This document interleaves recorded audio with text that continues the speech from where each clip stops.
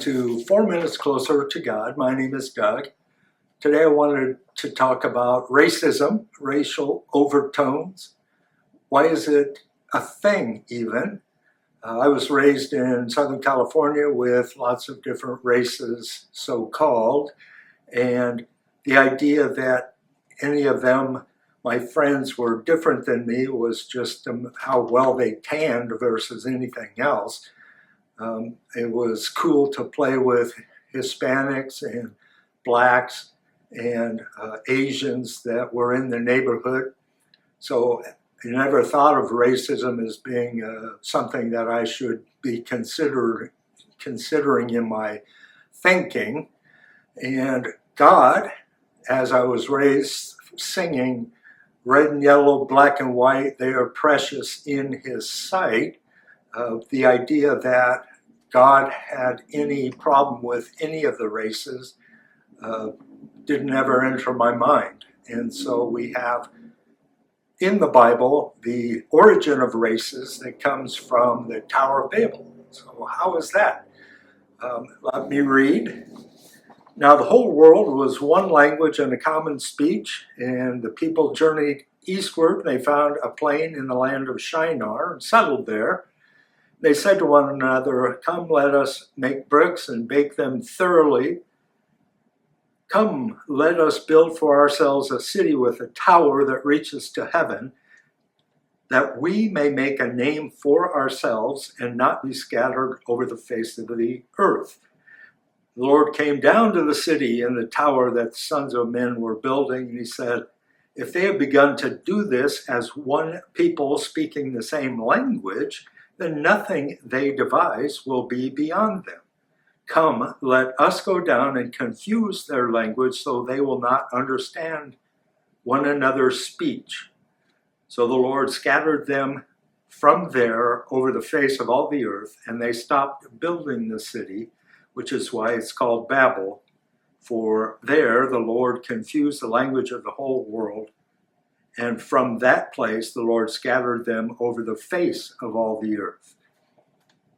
So we have the Tower of Babel and confounding of the languages.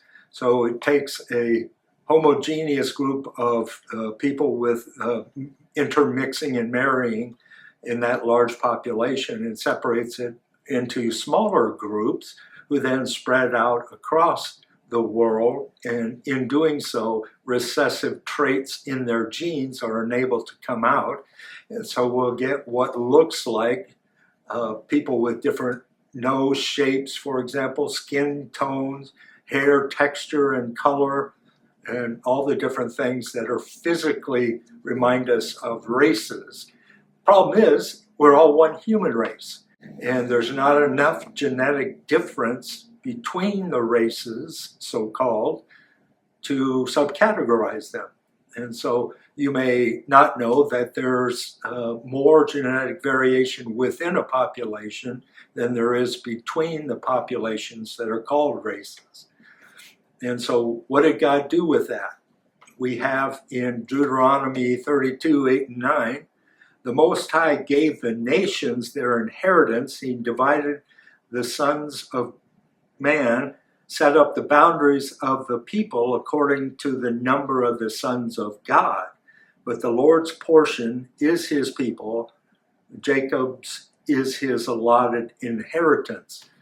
And so God kept Israel through Abraham and allowed these other sons of God to be in charge of their groups. And so from that, we get this impulse to not like any of the other tribes, so to speak. And so it's us four, no more, shut the door, where God had intended everybody to live and work together. That part, because of their bad motivation at the Tower of Babel, caused Him to send them across the earth, because that was His original command. And so now we have races. And from that, we have these, we can define language trees, one of which is Indo-European. So the Indo-European language gave rise to Hindi and Urdu, on one side and romantic languages, French, Spanish, Italian on the other, and ultimately German and English and the like. And so in America, we're a melting pot of so many different types of so-called races. The ethnic diversity within can be seen in maps. And we have this impulse behind us to separate from those who do not look like us. My men's Bible study, we have Asians, Africans, actually from Africa, Hispanics, white guys like me. My ancestry is from Northern Europe, Sweden and Finland. So I married a white girl and we have white kids. But if they were to marry a Korean Hispanic, then we would start to add genetic material into our family line that's not there now. And so why is there racism? I don't know. God doesn't ask us to do that, to separate between the races. And so thinking lesser of someone who is another race is not Christian.